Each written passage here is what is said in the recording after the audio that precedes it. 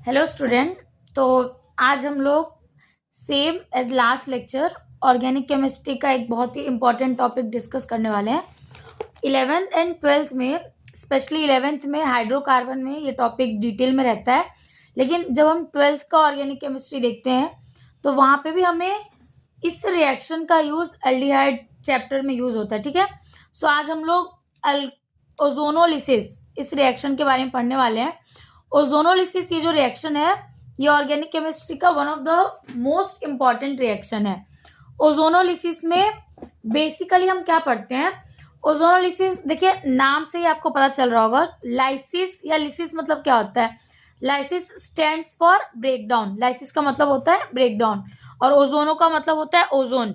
सो जब हम ओजोन के हेल्प से, ozone is O3 molecule, ozone के हेल्प से जब हम किसी अल्कीन का ब्रेकडाउन करते हैं, जब हम अल्कीन को ऑक्सीडाइज करते हैं, alkenes are oxidise by ozone. Ozone के हेल्प से अल्कीन को ऑक्सीडाइज करने के बाद जो फाइनल प्रोडक्ट मिलता है that can be aldehyde, ketone, carboxylic acid. और ये तीनों किसको रिप्रेजेंट करते हैं? ये तीनों रिप्रेजेंट करते हैं कार्बोनिल कंपाउंड को। So ozonolysis is basically breakdown of alkene in presence of ozone, that is O3। अब उसके बाद एग्जाम में जब आप ये थियोरी के पेपर्स होते हैं उसमें आप इंट्रोडक्शन लिखने के बाद आप रिएक्शन स्टार्ट करते हैं। सो आप इंट्रोडक्शन में ये सब पॉइंट्स लिख सकते हैं, जैसे कि एक और इम्पॉर्टेंट पॉइंट है दैट ओजोनोलिसिस रिएक्शन के टाइम में हम जो सॉल्वेंट यूज करते हैं that is CCl4, carbon tetra chloride. And और कुछ इंपॉर्टेंट पॉइंट्स जैसे कि ozone, ozone is O3। Ozone gas के फॉर्म में भी एग्जिस्ट कर सकता है और इसका कलर कैसा होता है? Light blue. लिक्विड के फॉर्म में भी एग्जिस्ट करता है, then it is blue. And solid के फॉर्म में भी एग्जिस्ट करता है, पर्पल। और ये कलर चेंज क्यों हो रहा है वो आपको समझ में आ रहा है? बहुत इजी है। ऐसा इसलिए क्योंकि गैस के फॉर्म में जो पार्टिकल्स है वो सेपरेट होते हैं, दूर रहते हैं एक दूसरे से।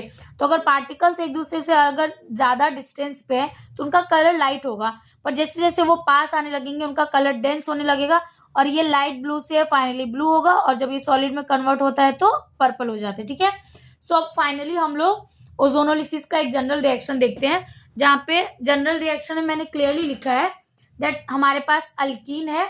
Alkenes are double bonded compound, unsaturated compound. And alkene का रिएक्शन किसके साथ हो रहा है? ओजोन के साथ। और जैसे ही ओजोन अल्कीन से रिएक्शन करता है इन प्रेजेंस ऑफ CCl4, तो हमारा जो प्रोडक्ट है first complex that is ozonide. And ये ओजोनाइड फर्दर जब जिंक के साथ, जिंक डस्ट पाउडर के साथ रिएक्शन करता है तो यहाँ पे मुझे एल्डिहाइड और कीटोन मिलता है। अब हम लोग समझते हैं कि रिएक्शन कैसे होता है। एकदम ध्यान से देखिएगा कि ओजोनोलिसिस का अगर आपको कोई भी रिएक्शन दिया है तो कैसे आप उसका प्रोडक्ट फॉर्म कर सकते हैं, कैसे आप उसका प्रोडक्ट प्रेडिक्ट कर सकते हैं। ठीक है, सो सबसे पहले मैं सबसे स्मॉलेस्ट अल्कीन कंसीडर करती हूँ, that is ethene. Ethene is basically CH2 double bond CH2, ये इथीन है हमारे पास। और अब हम इस इथीन का रिएक्शन ओजोन के साथ करेंगे, ओजोन इज O3। ठीक है, ध्यान से देखिए कैसे होता है। सो इसका रिएक्शन मैं CCl4 के प्रेजेंस में कर रही हूँ। CCl4 हमारा सॉल्वेंट है, कार्बन टेट्राक्लोराइड। तो रिएक्शन करते टाइम एकदम ध्यान रखिए कि रिएक्शन कैसे होता है, कौन से स्टेप्स होते हैं। यहाँ पे प्रोडक्ट फॉर्म करना बहुत इजी होता है, इसका बस आपको बेसिक मैकेनिज्म इसका क्लियर होना चाहिए। सो एक चीज ध्यान रखना ऑलवेज दैट रिएक्शन में समटाइम्स बॉन्ड्स ब्रेक होते हैं, बॉन्ड्स का नंबर इंक्रीज होता है, बॉन्ड्स का नंबर डिक्रीज होता है, बट यहाँ पे बॉन्ड्स स्प्लिट होते हैं, स्प्लिटिंग होता है बॉन्ड्स का। कैसे? जैसे यहाँ पे जो मेरे पास इथीन है डबल बॉन्डेड कंपाउंड, इसको मैं CH2 और CH2 में कन्वर्ट कर रही हूँ, क्योंकि यहाँ पे ये दोनों डबल बॉन्ड्स का स्प्लिटिंग होगा। स्प्लिटिंग कैसे होगा? ये जो दोनों डबल बॉन्ड्स है ये स्प्लिट होके यहाँ पे चला जाएगा, स्प्लिट होके यहाँ पे, सेम यहाँ पे भी स्प्लिटिंग होगा और यहाँ पे भी स्प्लिटिंग होगा। ये मैंने स्प्लिट कर दिया है। अब मुझे क्या याद रखना है कि ये ओजोन स्प्लिटिंग होने के बाद ही यहाँ पे अटैक होता है। सो ओजोन, यहाँ पे ओजोन मतलब बेसिकली मेरे पास ऑक्सीजन के 3 एटम्स हैं, तो वो जो 3 एटम है उसको अरेंज कैसे करना है? ये फर्स्ट ऑक्सीजन एटम, देन ये सेकेंड ऑक्सीजन एटम और ये लास्ट मेरे पास फाइनली है थर्ड। अभी एक चीज ध्यान रखिए कि ये जो पेंटागन स्ट्रक्चर फॉर्म हुआ है इसको हम लोग क्या बोलते हैं? ओजोनाइड। और हाँ, ऐसा नहीं है कि आप ये 2 ऑक्सीजन अपर साइड में ही बना सकते हैं, आपके ऊपर। अगर ये 2 ऑक्सीजन आपको बॉटम में यहाँ पे बनाना है तो भी चलेगा, लेकिन एक ऑक्सीजन वहाँ पे होना चाहिए, ठीक है। एंड देन फाइनली हम लोग ओजोनाइट का रिएक्शन Zn के साथ करेंगे, जिंक के साथ, जिंक डस्ट के साथ, ठीक है। And as you know Zn atomic number इसका 30 होता है और इसकी वैलेंसी, इस पे चार्ज कितना होता है जनरली, +2। एंड ऑक्सीजन 8, इस पे जनरली कितना चार्ज होता है, -2।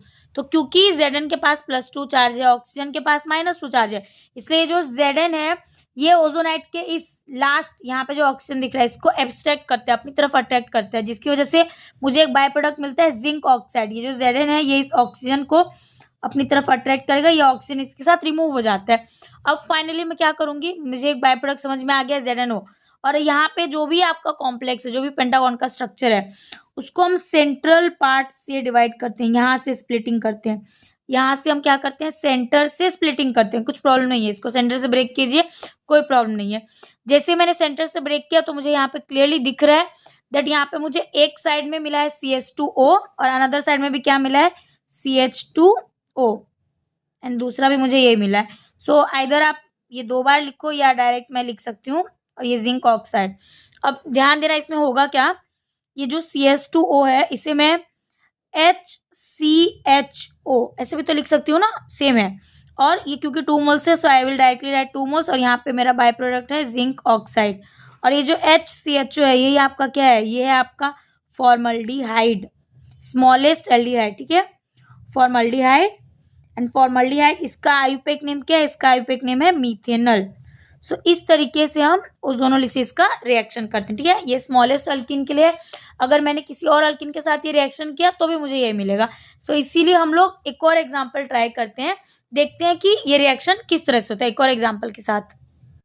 एक और एग्जांपल हम लोग डिस्कस कर रहे हैं, अभी हमने इथेन लिया था, तो अभी हम लोग प्रोपेन का रिएक्शन करते हैं। Propane is CH3 single bond CH double bond CH2। तो ये मेरे पास प्रोपेन है, इसका रिएक्शन मैं करूंगी सेम ओजोन के साथ O3 in presence of CCl4, ठीक है। सो रिएक्शन कैसे होगा ध्यान दो, सेम एग्जैक्ट सेम है, कुछ भी चेंज नहीं करना है। डबल बॉन्ड का स्प्लिटिंग करना है, तो जब मैं स्प्लिटिंग करूंगी तो मुझे नया स्ट्रक्चर कैसा मिलेगा, CH3 सिंगल बॉन्ड CH, और ये बॉन्ड स्प्लिट हो जाएगा, और यहाँ पे भी ये क्या हो जाएगा, CH2, ये सेम होगा, यहाँ पे भी बॉन्ड क्या हो जाएगा, स्प्लिट हो जाएगा। स्प्लिट होने के बाद ये जो ओजोन है ये इस तरीके से कुछ अरेंज होता है, ठीक है, पेरोक्साइड बॉन्ड बनाता है यहाँ पे भी। तो यहाँ पे मुझे फिर से ओजोनाइट का स्ट्रक्चर मिला है, ओजोनाइट हमारा कॉम्प्लेक्स है, इंटरमीडिएट है। एंड फाइनली ये ओजोनाइट किसके साथ रिएक्शन करेगा, जिंक के साथ, Zn एलिमेंट के साथ। और जिंक पे क्योंकि +2 चार्ज है, ऑक्सीजन पे -2 चार्ज है, तो ये Zn इस ऑक्सीजन को एब्स्ट्रैक्ट कर लेता है यहाँ से, तो यहाँ से जिंक ऑक्साइड रिमूव हो जाता है। एंड जिंक ऑक्साइड यहाँ से रिमूव होने के बाद हम क्या करते हैं, सेंटर से बॉन्ड को डिवाइड करते हैं यहाँ से। तो जब मैं सेंटर से बॉन्ड डिवाइड करूँ तो आपको दिख रहा है दोनों साइड में मुझे प्रोडक्ट मिला है। फर्स्ट साइड में मुझे क्या मिला है, यहाँ पे मुझे मिला है CH3 और इसका CHO, एंड अनदर साइड में मुझे क्या मिला है, CH2O, and there is a by product ZnO। So propene when react with ozone it will react to form CH3CHO that is acetaldehyde। तो ये हमारे पास है acetaldehyde which is also known as ethanol, ethanol IUPAC name है। And then you have formaldehyde जो हमने same last जो अभी reaction किया था उसमें बनाया था, ठीक है। Formaldehyde is basically methanol. So इस तरीके से हम ओजोनोलिसिस करते हैं। स्टूडेंट्स अगर आपको और भी ऐसे लेक्चर्स डिटेल में, या फिर अगर आपको कोई भी सिलेबस 11th 12th पूरा डिटेल में सीक्वेंस वाइज चैप्टर वाइज करना है, MSc से रिलेटेड BSc के सिलेबस, सो आप मुझे कमेंट में लिख के बताइए, हम उस चैप्टर को सीक्वेंस में पूरा every topic including JEE NEET complete करेंगे।